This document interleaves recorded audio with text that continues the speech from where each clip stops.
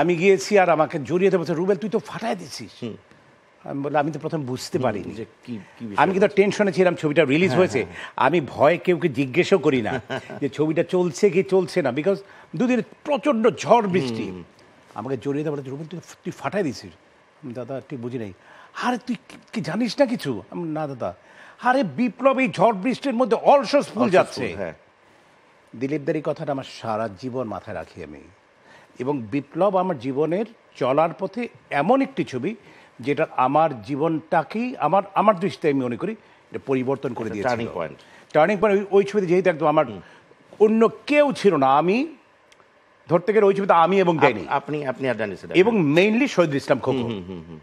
তাছাড়া কোনো আর্টিস্ট, কোনো আর্টিস্ট নেই, তথাকথিত তারকা কেউ ছিল না, nobody, and that was a super ছবি।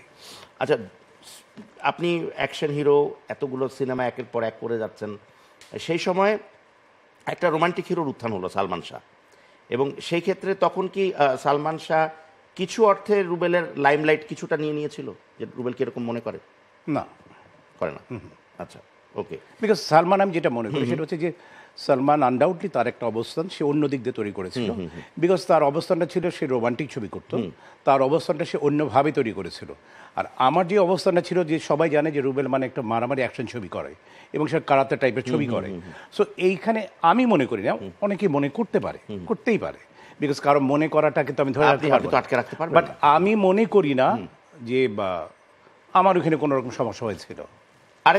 আরেকজন নায়কের কথা জাস্ট একটু বলতে চাই, যে মান্না সাহেবের সাথে একজন রুবেলের সম্পর্কের জায়গাটা কতটুকু গভীর ছিল? চমৎকার।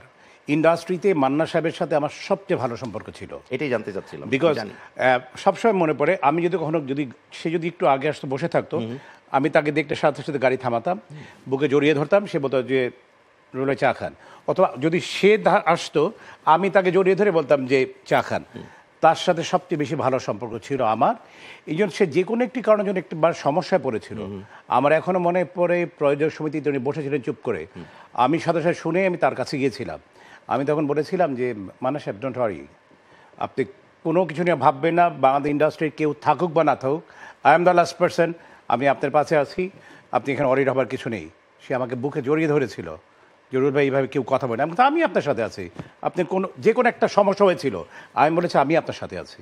এই যে সাথে থাকার বিষয়টা, এই যে একজন আরেকজনকে অভয় দেওয়ার বিষয়টা, ইন্ডাস্ট্রিতে এই মুহূর্তে এটার ভীষণভাবে অভাব আমরা অনুভব করি, যেটা আপনাদেরকে দেখে আমরা শিখেছি বা আমরা দেখেছি। এখন ওই জিনিসগুলো মনে হয় স্বপ্নের মতো লাগে, যেটা আমারও কেন যেন মনে ওই বন্ডিংটা নেই, একেবারেই নেই, একদমই নেই। আরেকটা জিনিস বলেই আমি শেষ করতে চাই এই সেগমেন্টটা, সেটা হচ্ছে যে এই যে আপনি শুরুতে একজন গুরুর কথা বলেছেন, ওস্তাদ জাহাঙ্গীর আলম, এবং তারও একটা বিশাল অবদান আছে আপনার ক্যারিয়ারে।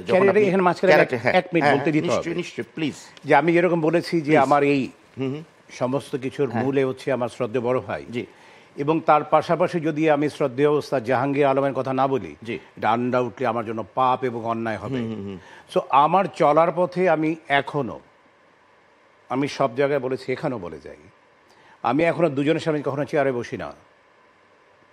একজন হচ্ছে আমার শ্রদ্ধেয় বড় ভাইয়া, আর একজন ওস্তাদ জাহাঙ্গীর আলম। যদি উনি এই সেটেও আসে, আমাকে হয়তো বা অনেক বলে হয়তো বলতে হয় যে বসাতে পারবে, নাহলে বড় দেখা যাবে যে আমি তাদের কাছে পায়ের কাছে বসবো।